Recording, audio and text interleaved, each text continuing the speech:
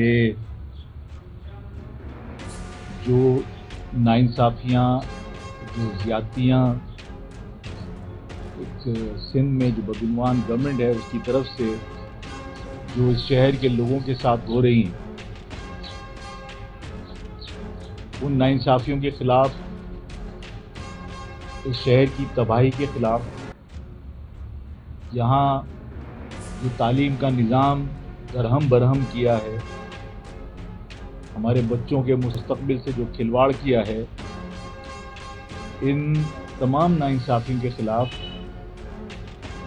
ہم نے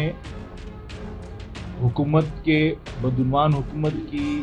ان تمام ناانصافیوں کے خلاف جو ہے پرامن احتجاج کے لیے لوگوں سے درخواست کی تھی کہ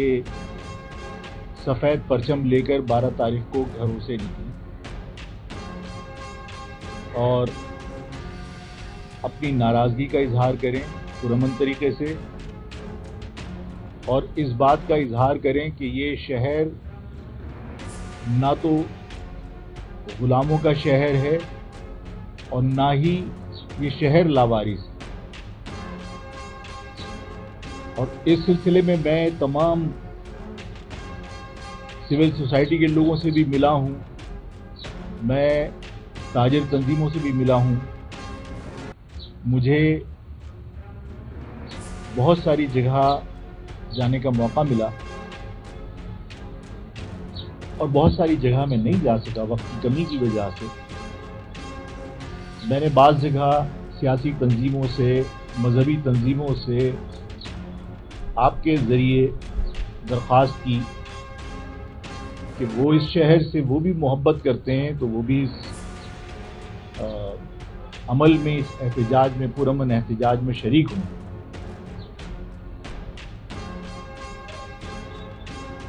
میں نے جب یہ اپیل کی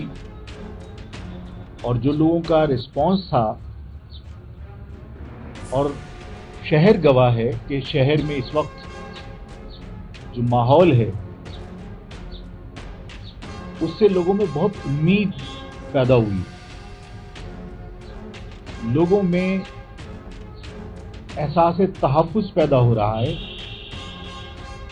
جو شہر کی تقسیم تھی لسانی بنیادوں پر بھی، وہ لسانی بنیادوں پر تقسیم میں بھی کمی آ رہی ہے، لوگ ایک دوسرے کے قریب آ رہے ہیں۔ اس شہر میں جب لوگ واٹر ٹینکرز اور ڈمپرز کی زد میں آئے اور کوئی پرسان حال نہیں تھا،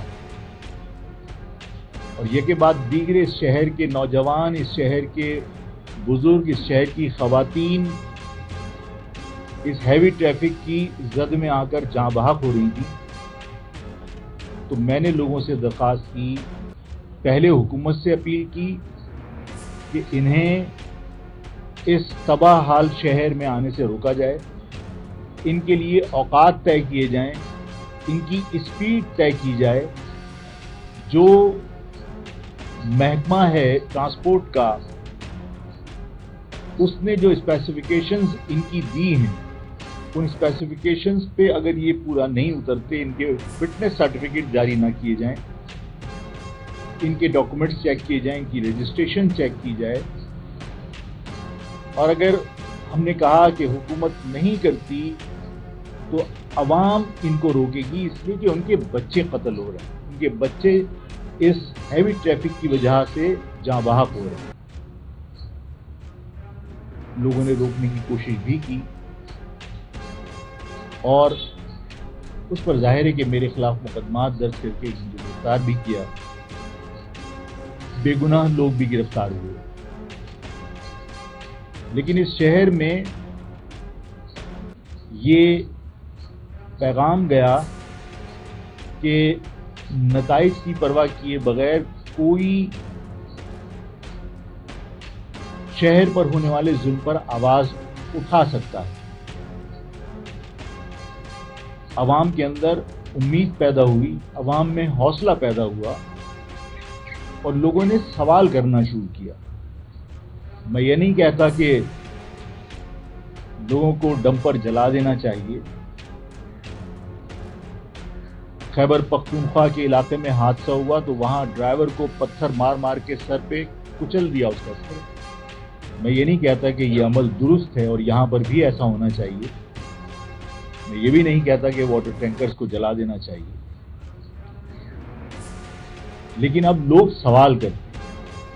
अगर हैवी ट्रैफिक को जाते हुए दिन में देखते हैं तो लोग ट्रैफिक पुलिस को हाथ से पकड़ के हिला के पूछते हैं कि ये दिन के औकात में कैसे चल रहा है। ये उनमें जो जुर्रत पैदा हुई है, जो उनमें हौसला पैदा हुआ है, ये इस शहर में लोगों में उम्मीद पैदा कर रहा है। और जाहिर है कि ये सिर्फ महाजिर कौम का मसला नहीं था। जो लोग हादसों में जाँ बहक हुए उनमें भी गैर महाजिर हैं, उनमें पख्तून भी हैं, उनमें सिंधी भी हैं, उनमें पंजाबी भी हैं, तमाम कौमियतों के लोग कराची घूमने के लिए आए हुए थे और वो नौजवान भावलपुर के थे, वो भी जाँ बहक हुए ट्रैफिक हादसे में। और सिर्फ ट्रैफिक हादसात में ही ज्यादतियां नहीं हो रही, नाइंसाफी नहीं हो रही। इस शहर में जो लोग मुस्तकिल आबाद हैं, चाहे वो कोई भी ज़बान बोलते हैं, उनके बच्चों के साथ भी तालीमी मैदान में वही कुछ हो रहा है जो मेरी कौम के लोगों के साथ हो रहा है। बाकायदा स्कूल जो सेंटर पढ़ते हैं एग्जामिनेशन के, वो बिकते हैं। बाकायदा इंटरमीडिएट बोर्ड के अंदर नताइज तब्दील करने के फी पर्चा पैसे लिए जाते हैं। और जो बच्चे अपनी यानी बचपन से वो अपना जहन बनाते हैं और माँ बाप के सामने खुशी खुशी वो कह रहे होते हैं कि मैं डॉक्टर बनूंगा बड़े होके, मैं इंजीनियर बनूंगा बड़े होके, वो बेहतरीन तालिब इल्म होने के बावजूद जब वो पैसे नहीं दे पाते, वो खरीदे हुए सेंटर्स में अपना सेंटर नहीं डलवा सकते और दूसरे लोगों को नंबर देने होते हैं, तो आपके बच्चों को हाजिर होने के बावजूद एब्सेंट करके उनको बाहर कर दिया जाता है। आप फिर एप्लीकेशन देते रहिए, फिर आप मुकदमात करते रहिए, लेकिन जाहिर है जब वक्त गुजर जाता है तो उसके बाद उसका मुस्तकबिल खत्म हो जाता है। और जब इन मासूम बच्चों का ख्वाब चकनाचूर होता है तो उनके दिल पे क्या बीतती होती है, वो तकलीफ हम महसूस करते हैं। और ये तकलीफ सिर्फ महाजिर कौम के नौजवान, महाजिर कौम के बच्चे महसूस नहीं करते, बल्कि ज़ाहिर है यहाँ रहने वाला हर शख्स इसी तरह विक्टिम। इस शहर में अगर इंफ्रास्ट्रक्चर नहीं है और इस शहर का अगर कोई ट्रांसपोर्ट का निज़ाम नहीं है तो सिर्फ महाजिर कौम मुतासिर नहीं हो रही, बल्कि महाजिर कौम के साथ साथ जो मुख्तलिफ कौमियतें यहाँ आबाद हैं वो भी उसके विक्टिम। अगर इस शहर का पानी फरोख्त किया जा रहा है और जो हमारा हक है, हमारी लाइनों में पानी नहीं आता और पानी बंद करके वो पानी टैंकरों के जरिए भारी रकूमात वसूल करके बेचा जाता है, तो जाहिर है कि उसके अंदर भी सिर्फ महाजिर कौम विक्टिम नहीं है। इस शहर में रहने वाला पंजाबी, पठान, सिंधी, बलूची भी विक्टिम। और जाहिर है कि एक तवील अरसे तक महाजिर कौम की रिकग्निशन को मुतनाज़े बना के रखा